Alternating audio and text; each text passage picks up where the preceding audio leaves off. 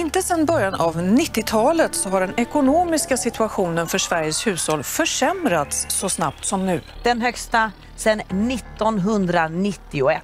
Hushållen bör ställa in sig på en högre inflation. Vi ser ju nu en ganska kraftig ökning av räntorna och vi ser en kraftig ökning av inflationen. Inflation. Prishöjningen. Något som lett till höjda matpriser och risk för matbrist. Då stiger kostnaden för att värma upp husen i Europa och då stiger elpriset och det slår in i folks plånböcker och i princip hela ekonomin. Det kan bli ännu svårare för de som står utanför att komma in.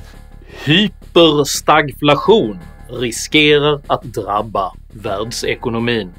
Konsekvenserna av pandemi, krig och inflation samspelar just nu för att skapa unikt destruktiva förutsättningar för den västerländska civilisationen. Men vad är egentligen hyperstagflation? Hur har denna situation uppstått? Och kanske viktigast, vad bör man göra nu? Dessa frågor tar jag upp i veckans video om hyperstagflation. Jag heter Henrik Jönsson och jag är en oberoende libertariansk entreprenör och samhällsdebattör. Uppskattar du mina filmer så hjälper du mig att kunna fortsätta göra dem om du stöttar mig via något av betalningsalternativen här ute till vänster. Det är nämligen endast tack vare ert frivilliga stöd som jag kan fortsätta att producera aktuella nya videokrönikor varenda vecka. Så ett stort tack till de av er som gör denna kanal fortsatt möjlig. Är du ny här på kanalen så kan du dessutom med fördel prenumerera här nedanför. Se även till och klicka på den där inflationsdrabbade klockikonen, men prenumerera framförallt på mitt kostnadsfria veckobrev som finns länkat i videons beskrivning. Så missar du garanterat aldrig när jag släpper nya filmer, vilket jag gör med hyperstabilitet varenda lördagsmorgon klockan 08:00 svensk tid.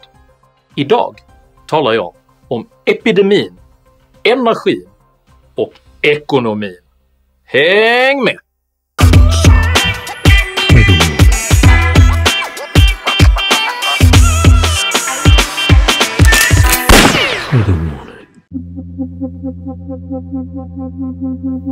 Och jag såg lammet bryta det första av de 7 inseglen. Och jag hörde ett av de 4 väsendena säga såsom med Tordöns röst: kom. Med dessa ödesmättade ord inleds Uppenbarelsebokens 6:e kapitel, vilket aviserar ankomsten av apokalypsens ryttare. Den gule ryttaren representerar pest. Den röde ryttaren representerar krig. Och den svarte ryttaren representerar svält. Utan att dra allt för stora växlar på detta domedagsscenario så samverkar faktiskt just nu konsekvenserna av den globala covid-pandemin, kriget i Ukraina och den accelererande stagflationen till en form av perfekt storm som får 1970-talets energikris att framstå som en sommarbris. Begreppet stagflation myntades 1965 av den brittiske politikern Ian McLeod och beskriver ett samhällsekonomiskt tillstånd som präglas av låg tillväxt, alltså stagnation, och hög inflation. Samtidigt. Dessa båda fenomen brukar inte samexistera, eftersom inflation tenderar att driva på ekonomin, medan stagnation bromsar in ekonomin. På grund av detta kan stagflationen sägas kombinera det sämsta av 2 världar: inflationens kapitalvärdesförluster och stagnationens produktivitetsförluster. Detta innebär i praktiken att inflationen bland annat gör mat, drivmedel och andra viktiga basvaror mycket dyrare, samtidigt som hushållen får allt mindre pengar att röra sig med eftersom även arbetslösheten stiger. När konjunkturen viker så kläms hushållen från flera håll. Nu väntar ännu dyrare varor samtidigt som reallönerna faller och boräntorna väntas stiga kraftigt. Men hur blev det egentligen så här?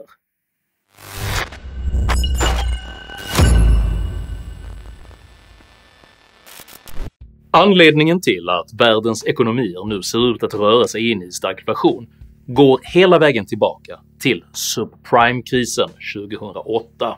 Den amerikanska överbelåningen ledde under denna period till förluster för hela bankväsendet eftersom politiska ingrepp i fastighetsmarknaden hade tvingat fram osäkra lån även till kreditsvaga personer.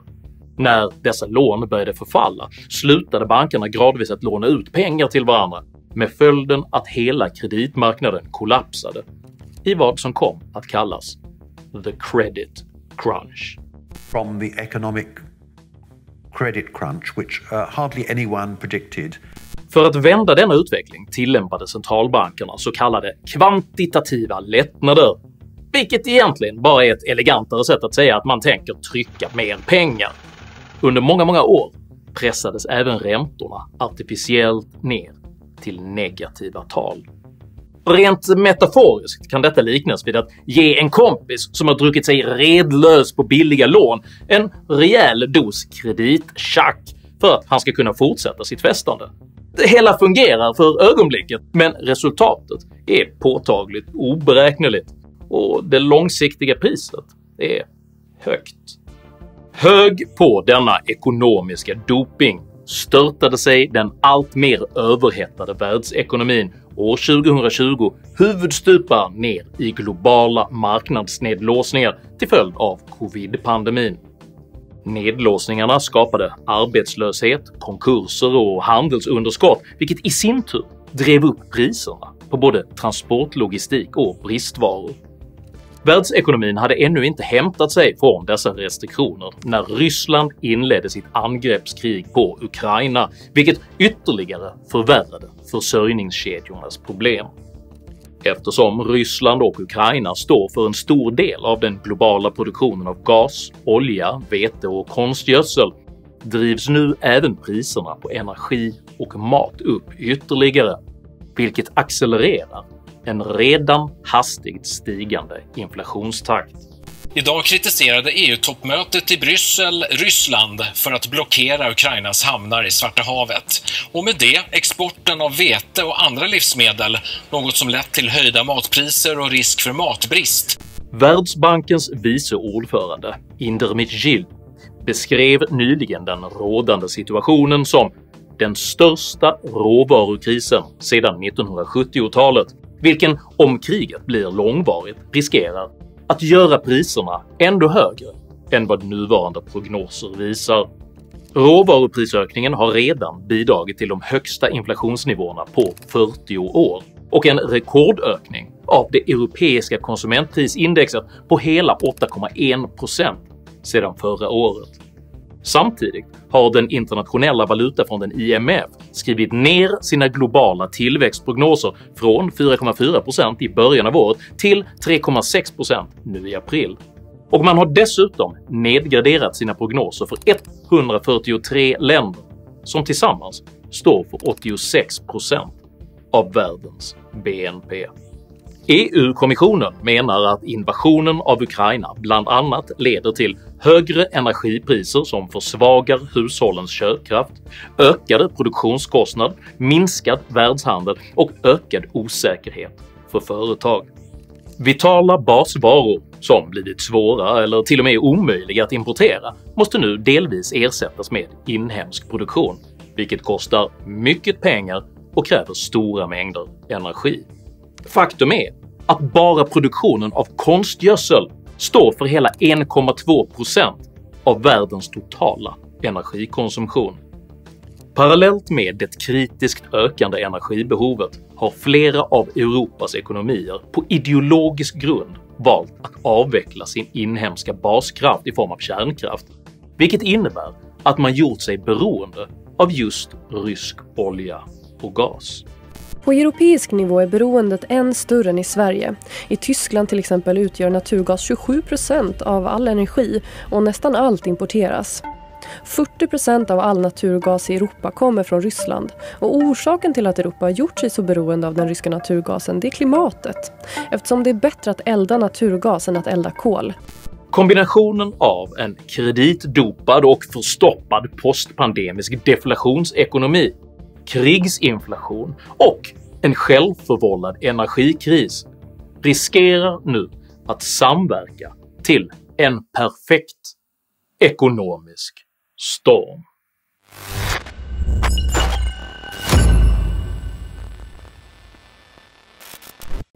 I en lågkonjunktur är tillväxten och inflationen låg.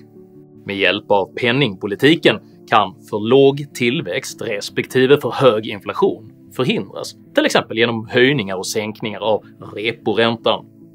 Vid stagflation behöver däremot båda dessa fenomen stabiliseras samtidigt, och detta har inte penningpolitiken några verktyg för alls. På grund av detta är stagflation någonting som till varje pris bör förhindras, för det finns nämligen ingen ekonomisk konsensus rörande hur man faktiskt stoppar stagflation när den väl börjat.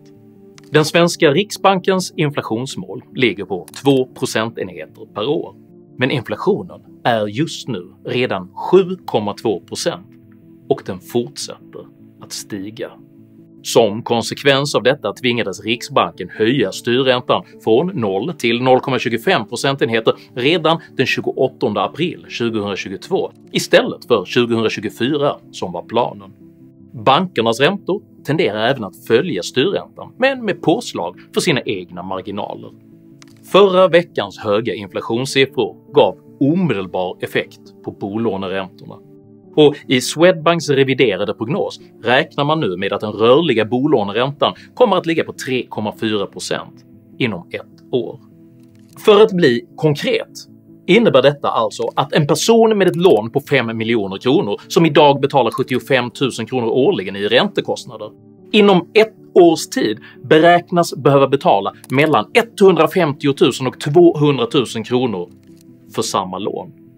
Ganska kraftig ökning av räntorna och vi ser en kraftig ökning av inflationen, så att det är en stor omställning för de som har höga skulder. Denna prognos höjer alltså hushållens kostnader med mellan 6 000 och 12 000 kronor i månaden. Uppe på detta beräknas Europas redan volatila energipriser att fortsätta stiga. Under förra veckan skenade elpriset i södra Sveriges storstadsregioner hela 13 524% bara mellan söndagen och måndagen. Stora svängningar i elpriset. Magnus Torstensson, elmarknadsanalytiker, finns med oss nu. Akut just nu är ju egentligen att den ryska exporten av gas till Europa minskar. Och dessutom så har vi då sedan någon vecka tillbaka, eller ett par veckor tillbaka, så har ju den ryska elimporten till Finland och Norden minskat. Och det gör att efterfrågan på el inte kan täckas. Och till det kommer även en just nu låg vindkraftproduktion. De varma sommarmånaderna beräknas redan bli de dyraste någonsin, och allt tyder på att energipriserna kommer att fortsätta att öka under de kallaste höst- och vintermånaderna. De hushåll som såg sin elräkning fördubblas från säg 2 000 till 4 000 kronor under pristoppen i februari 2022 gör klokt i att förbereda sig på ytterligare en fördubbling från 4 000 kronor till 8 000 kronor. Detta är en direkt konsekvens av att Europas avvecklade kärnkraftsreaktorer har skapat ett beroende av rysk energi som i krigstid skenar i pris. Denna prisutveckling på energi drabbar även hela det svenska näringslivet med både uppsägningar, neddragningar och konkurser som följd. Som konsekvens av detta stiger nu även priset på basvaror kraftigt, vilket livsmedelsföretagens chefekonom Carl Eckerdal kommenterar enligt följande: "Den här krisen är mycket mer komplex och svårnavigerad. Mitt svar är att vi måste räkna med att vi förmodligen landar över 7% i prisökningstakt. Flera osäkerhetsfaktorer utöver råvarubrist får världshandeln att gunga, som problem med transporter, brist på förpackningar och rusande elpriser. Kriget gör att det inte finns någon prognos i avmattning framåt. Det fortsätter att klättra uppåt och är väldigt svårnavigerat framåt." Och det får såklart stora ekonomiska konsekvenser för många, inte minst på grund av de ökade matpriserna. För ett hushåll som spenderar 6 000 kronor i månaden på mat innebär en prisökningstakt på över 7% mellan 5 000 och 8 000 kronors prisökning per år. Konjunkturinstitutet konstaterar i sin senaste konjunkturrapport att svensk ekonomi bröts abrupt det första kvartalet i år med en BNP-minskning på 0,8%. Produktionen hämmades till viss del av brist på insatsvaror samtidigt som inhemsk efterfrågan utvecklades svagt och både konsumtionen och de fasta bruttoinvesteringarna minskade. Inflation och räntor gröper enligt Konjunkturinstitutet ur hushållens utrymme för konsumtion samtidigt som börsen har fallit och bostadspriserna har börjat vika av neråt. Men vad är då inflation? Jo, det innebär att den allmänna prisnivån den stiger och ju högre inflation desto mindre värde på pengarna. Och det gör att många inte har råd att köpa samma mängd varor och tjänster som innan. Köpkraften försämras alltså. Hur förhindrar man då denna situation från att urarta till ett samhällsekonomiskt blodbad?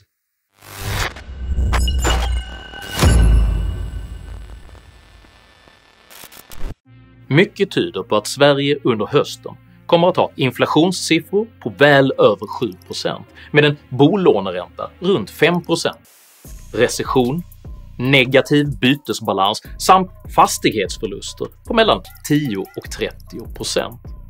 När medelklassen så tömmer sina ISK-konton för att försöka amortera ner de huslån de inte längre kan betala för kommer även börsen att kollapsa. Och riskkapitalet har redan dragit öronen åt sig. Den ekonomiska aktiviteten kommer då att stanna av och vi blir alla exponentiellt fattigare. Och som jag antydde förut, det är en hel generation svenskar som inte har varit med om det här. Detta är hyperstagflation. Denna situation varken kan eller bör hanteras genom att gödsla ekonomin med ändå mer artificiell kredit, eftersom detta bara stärker den underliggande obalansen som nu måste korrigeras. Marknaden måste istället beredas optimala förutsättningar för att kunna läka sig själv genom avregleringar, förenklingar och skattelättnader. Hushållen måste ges utrymme att sanera sina egna ekonomier, inte genom bidrag, stöd och stimulanser, utan genom att få behålla de pengar som endast verkligt värdeskapande ger dem. Vad som nu fordras är seriösa, långsiktigt tänkande och ekonomiskt ansvarsfulla beslutsfattare. Dessvärre så har vi en regering som så sent som för 18 månader sedan lånade över 100 miljarder kronor för att samtliga partier i det olycksaliga gökstyret skulle kunna driva igenom sina egna käpphästar. En sjujäkla satsning på välfärden. En sjujäkla skattesänkning. 7 000 till miljösatsning. Vi har en regering som frångick det finanspolitiska ramverket och höjde den svenska nationella skuldsättningen med hela 7,4% på ett enda år. Alltså föreställa sig en situation där regeringen och samarbetspartierna sätter sig ner och börjar diskutera hur sätter vi sprätt på 100 miljarder i en statsbudget. Det hade ju varit liksom ett helt vrickat scenario bara för ett halvår sedan. Och vi har en regering som i valrörelsen slåss med andra publikfriande politiker om att dela ut mest pengar i form av stimulanser, satsningar och frikostiga bidrag.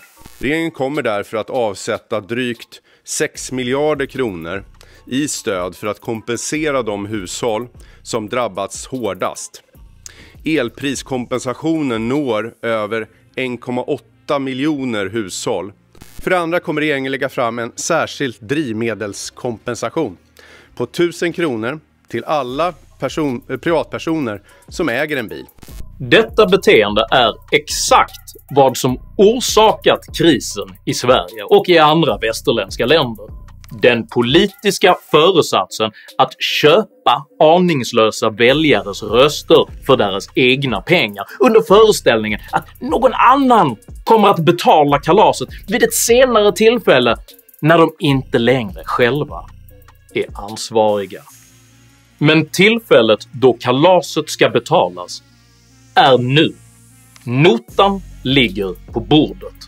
Kreditkortet är övertrasserat och alla utgångar är låsta.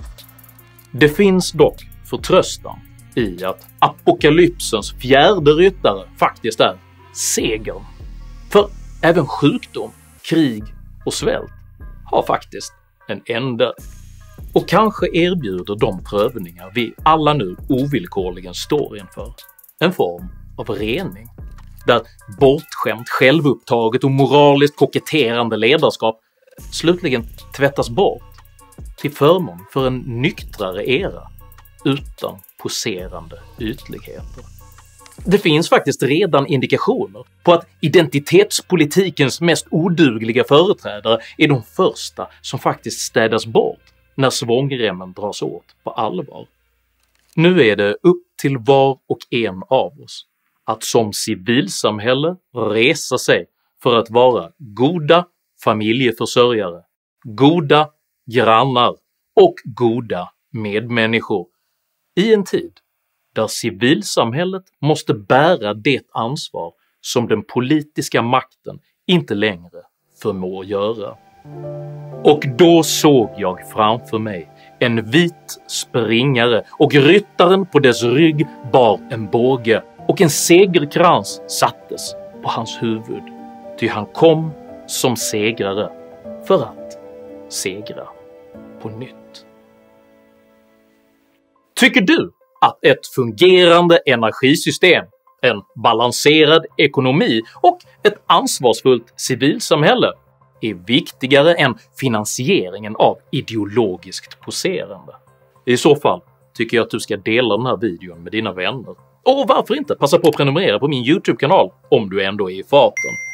Har du egna erfarenheter av inflation, deflation eller stagflation?